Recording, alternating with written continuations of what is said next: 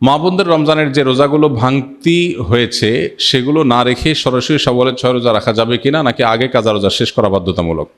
যেহেতু হাদিসের ভাষ্যটা এরকম, মান সামা রমাদান সুম্মা আতবাউ সিত্তাম মিন শাওয়াল, যে রমজানের রোজা রাখলো এরপরে শাওয়ালের 6টা রোজা রাখলো। হাদিসের ভাষ্যটা লক্ষ্য করলে বোঝা যায় যে রমজান রোজা রেখে আগে শেষ করা দরকার, এরপরে শাওয়ালের রোজা। অতএব মা বোনরা হোক আর পুরুষরা হোক, সবার জন্য একই কথা প্রযোজ্য। রমজানে কোনো কাজা রোজা থাকলে আগে কাজাগুলো রেখে তারপরে শাওয়ালের রোজা রাখা উত্তম।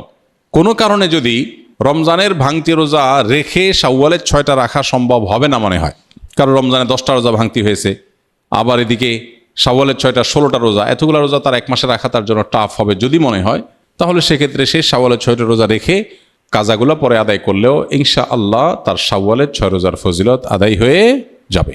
একটি রোজার নিয়তে কি কাজা এবং শাওয়ালের নফল উভয়ের সওয়াব পাওয়া সম্ভব? অর্থাৎ এক রোজায় কি 2 নিয়ত করা যাবে? না, এটা আপনি করতে পারবেন না। ফরজ রোজার নিয়ত করলে সেখানে আবার নফলেরটাও নিয়ত করতে পারবেন না, তবে নফলের 2টি একসাথে নিয়ত করতে পারবেন। যেমন সোমবার বৃহস্পতিবার রোজা রাখলেন, চাঁদের 13, 14, 15 রোজা রাখলেন, আবার শাওয়ালের রোজারও নিয়ত করে নিলেন, এখানে ইনক্লুড করতে পারবেন। 2টা নিয়তই একসাথে করতে পারেন। আর ফরজ কাজা রোজা আছে, সেটা রাখলেন, একই সাথে আবার শাওয়ালের 6 রোজা রাখবেন, সেটা আদায় হবে না। রমজান পরবর্তী ইবাদতের ধারাবাহিকতা ধরে রাখার কিছু উপায় বলে দিন।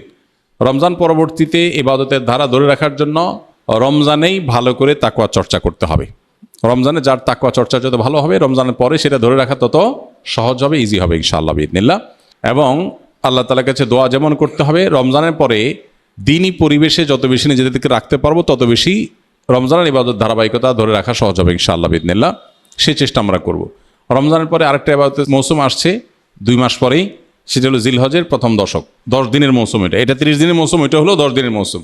এই মৌসুমগুলোতে খুব বেশি সুন্নাহসম্মত আমলগুলো, কোরআন হাদিস বাতানো আমলগুলো যদি করতে থাকি, তাহলে 2 মাস পরে আবার রিচার্জ হয়ে যাবে, সেটা দিয়ে আমরা আবার কিছুদিন চলতে পারবো ইনশাআল্লাহ।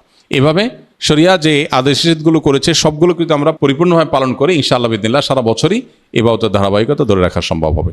আল্লাহ তাআলা আমাদের সবাইকে আমলের তৌফিক দান করুন। রমজানে যে গুনাহগারগুলো ছেড়েছিলাম, শয়তান মুক্ত হওয়ার পর সেগুলো থেকে বাঁচার উপায় কি?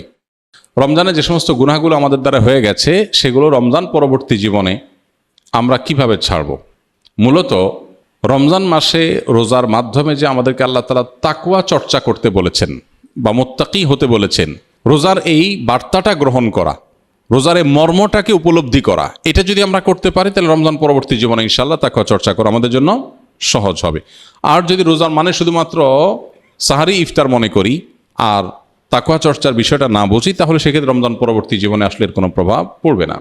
শাওয়ালের 6 রোজা কি ঈদের পর দিনই শুরু করতে হবে, নাকি পুরো মাসের যে কোনো দিন রাখলে হবে? এই রোজাগুলো কি টানা রাখতে হবে নাকি বিরতি দিয়ে? শাওয়ালের 6 রোজা ঈদের পরপরই রাখতে হবে এমন কোনো বাধ্যবাধকতা নেই, তবে অনেকের জন্য সহজ হয় ঈদের পরপর রেখে ফেলতে পারলে, যাতে করে রোজার অভ্যাসটা থাকে, এর মধ্যে রেখে ফেলতে পারে, পরে আর রাখা হয় না, তারা আগে রেখে ফেলবে। আর যার সুযোগ আছে পরে রাখার বা দরকার আছে পরে রাখার, সে পরে রাখবে এবং ধারাবাহিকভাবে রাখুক, সপ্তাহে 2টা করে, 1টা করে রাখুক, যেভাবে খুশি রেখে শাওয়ালের এই মাসের মধ্যে 30 দিনের মধ্যেই রেখে শেষ করতে হবে।